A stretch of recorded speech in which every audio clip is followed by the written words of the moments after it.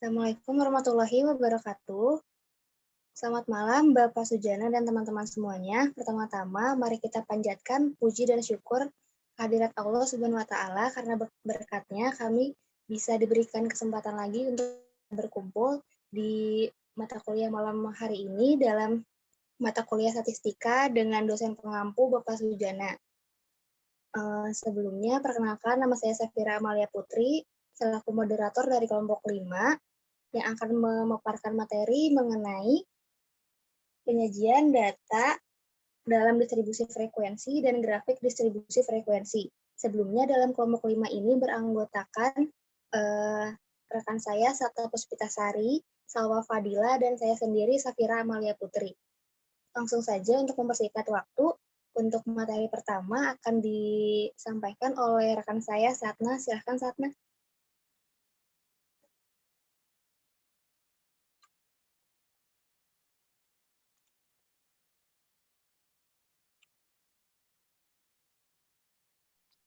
Baik, Safira, terima kasih.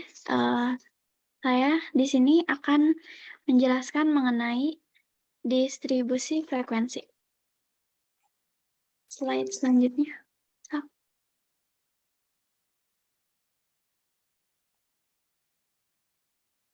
Nah, apa pengertian dari distribusi frekuensi?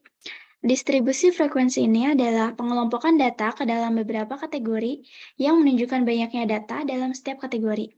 Dan setiap data tidak dapat dimasukkan ke dalam 2 atau lebih kategori. Atau dengan lebih singkatnya, distribusi frekuensi ini adalah susunan data dalam bentuk tunggal atau kelompok menurut kelas-kelas tertentu dalam sebuah daftar. Selanjutnya,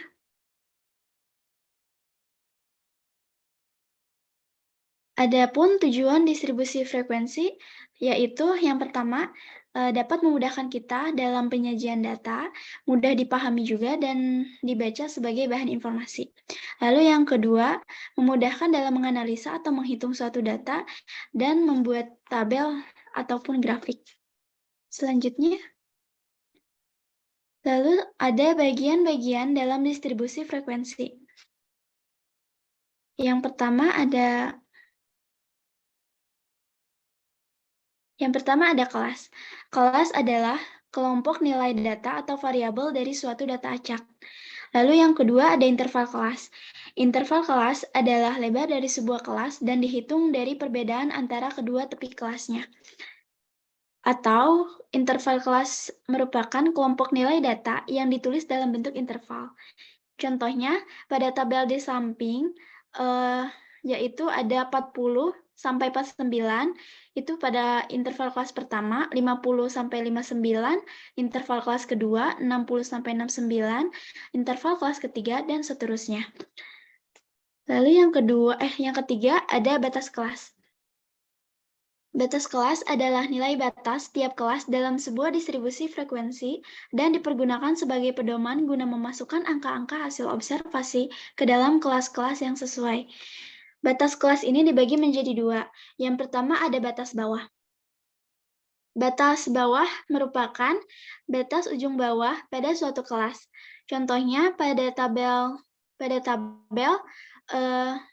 pada interval kelas pertama, yang merupakan batas bawahnya yaitu 40, yang merupakan nilai terkecil.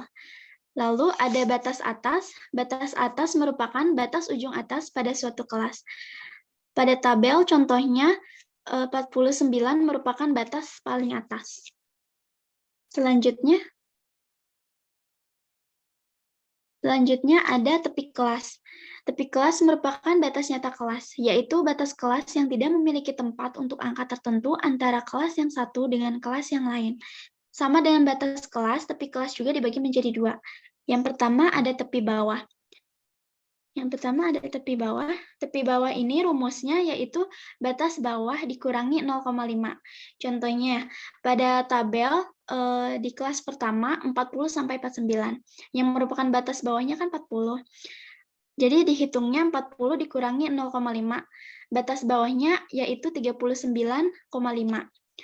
Lalu ada tepi atas. Tepi atas ini rumusnya batas atas ditambah 0,5.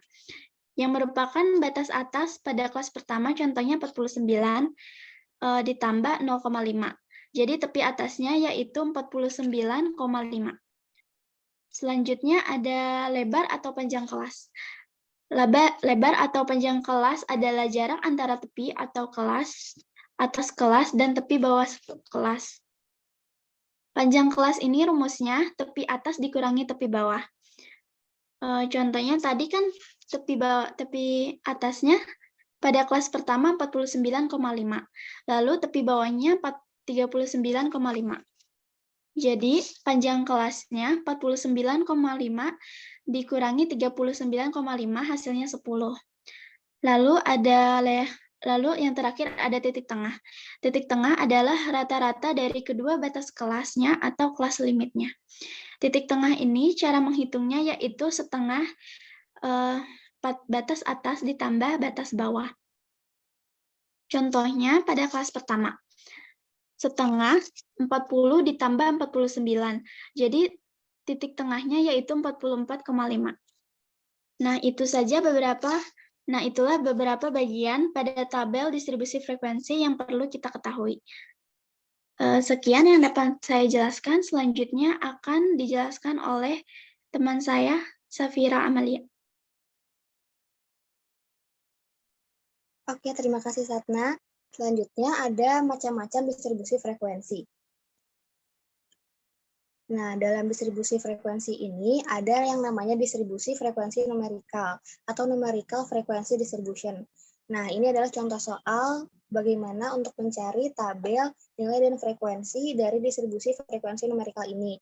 Nah, di sini kan udah ada beberapa angka atau jumlah nomor.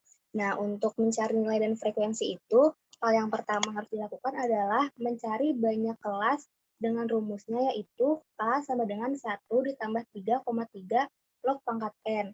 N ini artinya adalah jumlah atau banyaknya angka yang ada pada soal. Nah, setelah dihitung, jumlah angka ini adalah 30. Jadi, N ini diganti jadi 30. Jadi, rumusnya adalah 1 ditambah 3,3 log pangkat 30. Jadi hasilnya adalah 5,8745. Selanjutnya adalah kita mencari panjang kelas atau intervalnya. Rumusnya adalah I sama dengan jangkauan dibagi banyak kelas. Untuk jangkauan sendiri ini diambil dari nilai terbanyak. Nilai terbanyaknya itu adalah 98. 98 dikurangi 40 nilai terkecil dibagi banyaknya kelas yang udah tadi kita hitung yaitu 5,8745. Jadi hasilnya adalah 9,87 atau jika dibulatkan menjadi 10. Jadi interval atau panjang kelasnya adalah 10. Nah, selanjutnya untuk mencari nilai dimulai dari angka paling kecil yaitu 40. Kemudian dihitung menggunakan interval yang tadi kita hitung yaitu 10. Jadi cara ngitungnya adalah 40, 41, 42 sampai ke angka ke-10 yaitu berhenti di angka 49. Jadi nilainya adalah 40 sampai 49. Begitupun juga untuk mencari nilai seterusnya. 50 untuk dengan interval 10 berhenti di angka 59.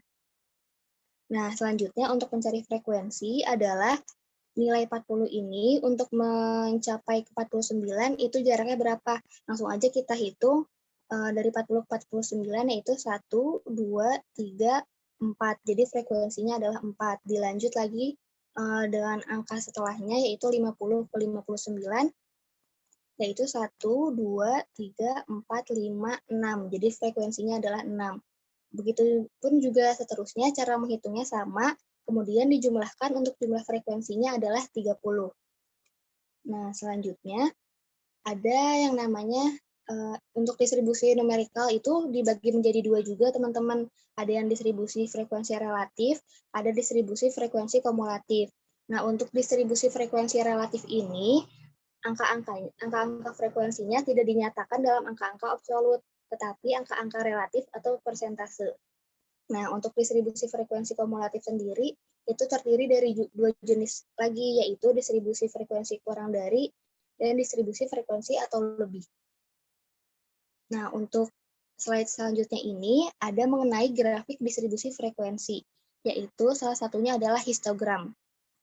Histogram adalah diagram batang yang lebarnya menunjukkan interval kelas, sedangkan batas-batas tepi batang merupakan tepi bawah dan tepi atas kelas, dan tingginya menunjukkan frekuensi pada kelas tersebut. Nah, pada gambar ini terdapat contoh dari diagram histogram. Nah, berikut pemaparan materi dari saya. Selanjutnya akan disampaikan oleh rekan saya, Salwa. Silahkan, Salwa. Ya, Safira, terima kasih. Selanjutnya ada diagram poligon. Diagram poligon frekuensi yaitu penggambaran distribusi frekuensi dalam bentuk garis yang menghubungkan titik-titik tengah ke kelasnya sebagai skala kelas. Kurva frekuensi dapat digambarkan dengan memanfaatkan histogram frekuensi dengan menggunakan angka-angka tepi kelas sebagai skala kelas dengan menghubungkan titik-titik tengah masing-masing balok. Selanjutnya.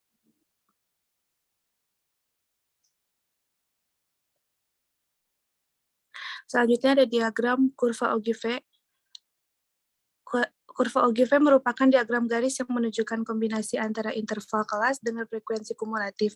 Kurva Ogilvy menunjukkan frekuensi kumulatif pada setiap tingkat atau kategori.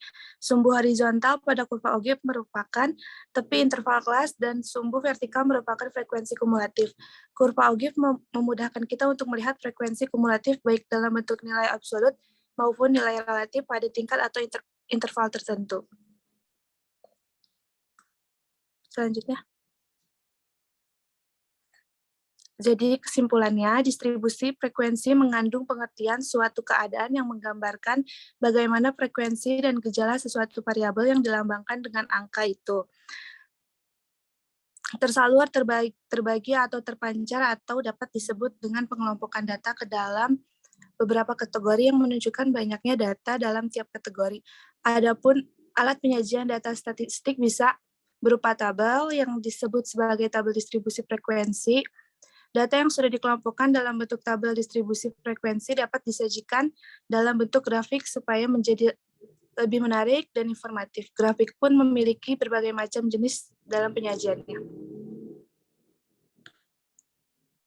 Sekian. Terima kasih. Terima kasih, Salwa. Sekian untuk pemaparan materi mengenai penyajian data dalam distribusi frekuensi dan grafik distribusi frekuensi. Mohon maaf apabila banyak kesalahan dalam pemaparan materi ini. Wabillahi taufiq wal hidayah. Wassalamualaikum warahmatullahi wabarakatuh.